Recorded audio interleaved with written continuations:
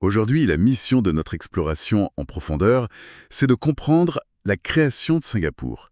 Et ça, à travers les mémoires de son fondateur, Lee Kuan Yew, un livre qui s'appelle The Singapore Story. D'habitude, quand on pense à un chef d'État qui a littéralement construit une nation de toutes pièces, et surtout quelqu'un perçu comme un homme à poigne, on s'imagine une espèce de figure de marbre, quoi. Ouais, quelqu'un d'absolument imperturbable.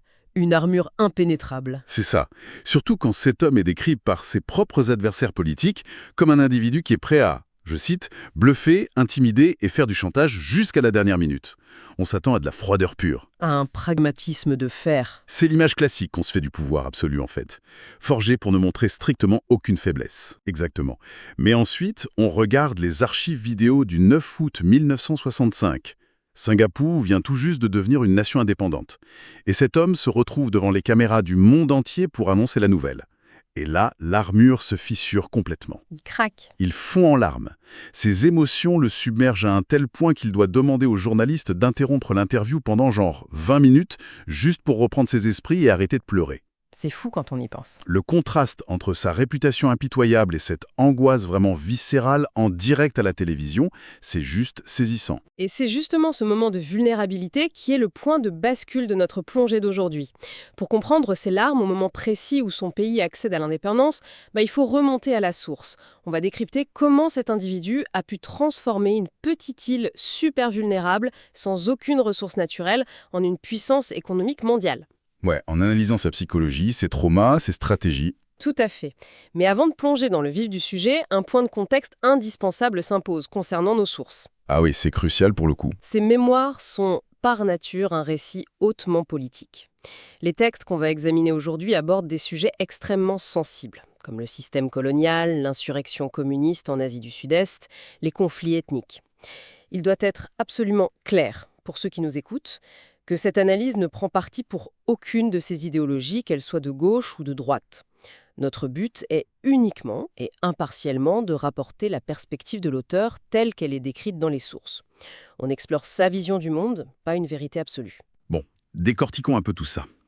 Parce que l'histoire de ce leader, elle commence pas du tout dans les couloirs feutrés d'un ministère ou d'un parlement. Elle commence dans le chaos d'une enfance marquée par une violence inattendue. L'une des anecdotes les plus frappantes du livre se déroule alors qu'il a à peine 4 ans. Oui, l'histoire du pot de brillantine. On sévère au jeu. Face à ce pot renversé, il entre dans une rage folle. C'est disproportionné. Totalement. Il attrape le petit garçon par le cou, il le traîne à l'extérieur de la maison et le suspend par les oreilles au-dessus d'un puits. Waouh. Et l'auteur lui-même se demande, des décennies plus tard, comment ses oreilles n'ont pas été purement et simplement arrachées sous le poids de son propre corps. Suspendre un enfant de 4 ans au-dessus du vide par les oreilles, l'impact psychologique d'un truc pareil doit être énorme. Et c'est l'analyse qu'il en fait à l'âge adulte qui est révélatrice. Il ne s'arrête pas au ressentiment. Il mentionne avoir lu plus tard des articles scientifiques qui expliquent le mécanisme du trauma. En fait, il explique que la douleur physique et le choc extrême provoquent une libération massive de neuropeptides dans le cerveau. Ok, donc une réaction purement chimique. C'est ça. Ces substances chimiques agissent comme une encre indélébile. Elles gravent l'expérience traumatique directe dans les cellules du cerveau. Le cerveau apprend instantanément que le monde est un endroit dangereux et imprévisible. Cette brutalité précoce, elle a littéralement sculpté son architecture neurologique. Ça a élevé son niveau d'alerte à un point de non-retour, quoi. Absolument. Ça l'a préparé d'une certaine manière à affronter un monde impitoyable sans la moindre trace de naïveté. Mais heureusement, il y avait d'autres figures pour contrebalancer ce père instable. Il parle vachement de sa mère, Chua Jim Nio. Il la décrit comme une femme d'un courage dingue. Elle devait tenir la baraque, en gros. Exactement. Elle se battait physiquement, genre de ses propres mains, pour protéger ses bijoux de son mari parce qu'il voulait les piquer pour aller les mettre en gage et jouer au blackjack. C'est elle qui est devenue le véritable chef et le roc de la famille. Une force de la nature. Et de l'autre côté, il y a le grand-père paternel. Et lui, c'est une toute autre influence. Ce grand-père est fascinant parce qu'il incarne l'ordre colonial de l'époque à lui tout seul. C'était un homme qui avait navigué sur des navires britanniques et qui vouait un culte absolu à l'Empire. Ah ouais, le fameux anglophile. Ouais. Il admirait tellement la discipline, l'ordre et la prestance des officiers blancs qu'il a carrément insisté pour ajouter le prénom occidental Harry au nom de son petit-fils. Ce grand-père voyait l'homme blanc au sommet d'une hiérarchie naturelle et totalement immuable. Et cette vision-là, c'était pas juste l'opinion excentrique d'un vieil homme, c'était le mythe fondamental sur lequel reposait toute la société de Singapour dans les années 30. L'illusion d'une supériorité inhérente et incontestable de l'Empire britannique. C'était la norme. Ouais, une poignée de milliers d'officiers et de fonctionnaires blancs qui géraient des millions de personnes en Asie, pas grâce à leur nombre, mais grâce à cette aura d'invincibilité. C'était une forteresse psychologique. Jusqu'à ce que la réalité militaire vienne pulvériser cette forteresse psychologique. Février 1942. C'est là que l'histoire bascule. L'arrivée des Japonais. Exactement. Les forces japonaises attaquent Singapour, qui était alors considéré comme le Gibraltar de l'Est, tu vois, une forteresse britannique imprenable. Sauf que, dans nos sources, on voit que ça s'effondre de manière quasi humiliante. Pas après des années de siège. Même pas des mois. En 70 jours. 70 jours. Les Britanniques capitulent. J'ai lu ce détail incroyable, attends. Les forces britanniques avaient pointé leurs immenses canons navals vers la mer parce qu'ils s'attendaient à une attaque par bateau, selon les règles de la guerre classique, quoi. Ils étaient coincés dans leur propre paradigme. Mais comment les Japonais ont réussi à contourner une défense pareille? C'est un exemple parfait de pensée asymétrique. Les Japonais n'ont pas attaqué par la mer, ils sont passés par la jungle malaise au nord. Une zone que les stratèges britanniques jugeaient totalement impénétrable. Et ils y sont allés comment? En char? Même pas. Pour se déplacer super vite et en silence sur les petits sentiers à travers les plantations d'EVA, les soldats japonais ont utilisé de simples vélos. Des vélos. Des milliers de soldats à vélo. Ils ont contourné les lignes de défense, rendant les énormes canons britanniques pointés vers l'océan complètement inutiles. L'adaptation a vaincu la tradition. Quand on y réfléchit, c'est comme si un immense rideau de théâtre tombait brutalement en pleine représentation. C'est une super analogie. Soudain, le public, donc les peuples colonisés, regarde les coulisses et réalise que ces prétendus dieux intouchables sur scène ne sont en fait que des acteurs complètement terrifiés. Les sources décrivent la vue de soldats britanniques démoralisés qui abandonnent leurs armes et les dirigeants coloniaux qui fuient par les derniers bateaux.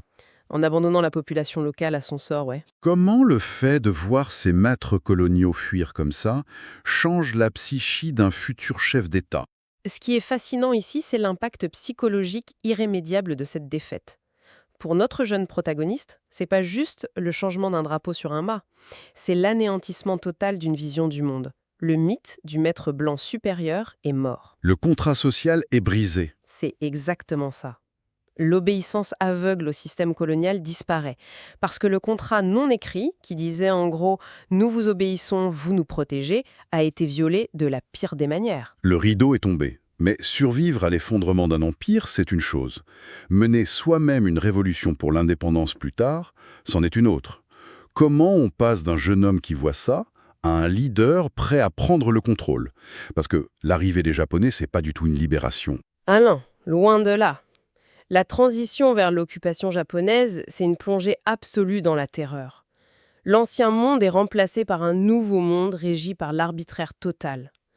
Les Japonais imposent leur propre version dévoyée du Bushido. Le code martial. Ouais, qui exigeait une soumission absolue des civils, sous peine de mort immédiate. Et cette leçon, il l'a apprise dans sa propre chair. Il y a ce passage où il traverse un pont et il oublie de s'incliner profondément devant une sentinelle japonaise. La sanction est immédiate. La sentinelle transperce le bord de son chapeau avec une baïonnette, le gifle violemment, le projette au sol avec une prise de judo et le chasse à coups de botte. Rien que ça. La hiérarchie n'est plus maintenue par le prestige, mais par la brutalité physique brute. Et cette violence du quotidien n'était qu'un prélude à des horreurs bien plus graves. L'événement le plus glaçant de cette période, c'est sans doute le Souk King. L'épuration. Une vaste opération de l'armée japonaise pour éliminer les éléments dits anti-japonais. Tous les jeunes hommes d'origine chinoise devaient se présenter à des points de contrôle pour être filtrés. Et il s'est retrouvé là-bas. Oui, il s'est retrouvé parqué dans un de ces centres, entouré de barbelés. Et là, mûr par un instinct de survie inouï ou peut-être un pressentiment, il a demandé l'autorisation à un garde japonais de retourner chez lui chercher ses affaires avant d'être traité. Attends, s'il n'avait pas osé poser cette question, s'il n'avait pas eu le culot de faire ça, à ce moment précis, l'histoire de Singapour s'arrêtait là. C'est une certitude, parce que les milliers de jeunes hommes qui sont passés par ce processus de filtrage ce jour-là ont été emmenés sur la plage de Tanamera et mitraillés. Mon Dieu. Leurs corps ont été balayés par la marée. Sa vie n'a tenu qu'à une fraction de seconde de culot et, par un hasard absolu, à la bonne humeur temporaire d'un garde qui lui a fait signe de partir. Une fois qu'on a frôlé la mort d'aussi près, on voit plus le monde de la même manière. J'imagine que les ambitions de jeunesse s'effacent direct pour laisser place à un seul objectif, survivre jusqu'à demain. Surtout avec une économie locale complètement détruite. Oui. Les sources parlent de l'inflation causée par la monnaie japonaise, les fameux billets bananes. Apparemment, il fallait les transporter par brouettes entières juste pour s'acheter à manger. D'ailleurs, il y a un truc intriguant dans nos documents. Pour pas mourir de faim, il s'est mis à fabriquer de la colle. Ah, la fameuse colle. C'est l'une des anecdotes les plus révélatrices de son pragmatisme. Avec un ami, il remarque une pénurie de colle pour les bureaux et les écoles. Alors, ils inventent une recette de fortune, Dans leur jardin. littéralement. Ils faisaient bouillir de l'huile de palme, ils y mélangeaient de la farine de tapioca pour faire une pâte brune et ajoutaient de l'acide carbolique pour empêcher le tout de moisir avec la chaleur. Miam. Ils mettaient cette pâte puante dans de vieilles bouteilles de sirop recyclées et la vendaient sous le nom de colle Stickface. C'est l'ultime pivot d'entreprise, ça. On est très loin des startups de la Silicon Valley qui cherchent des levées de fonds. Là, l'objectif du marché, c'est littéralement d'avoir un bol de riz le soir. Et cette entreprise de colle a eu un autre impact fondamental. Pour l'aider à mélanger cette pâte bouillante, il a recruté quelques personnes, dont une jeune femme, Miss Kwa Jeok-cho. La fameuse Cho. C'était pas la seule étudiante qui avait réussi à le battre aux examens universitaires avant la guerre? Si, en anglais et en économie. Et ça l'avait profondément vexé à l'époque, parce qu'il avait une énorme fierté. Et là, le ressentiment académique se transforme. Dans ce contexte de survie, une relation hyper profonde se tisse entre eux. Elle deviendra son épouse, une avocate brillante spécialisée en droit immobilier, super méticuleuse, le pilier de sa vie.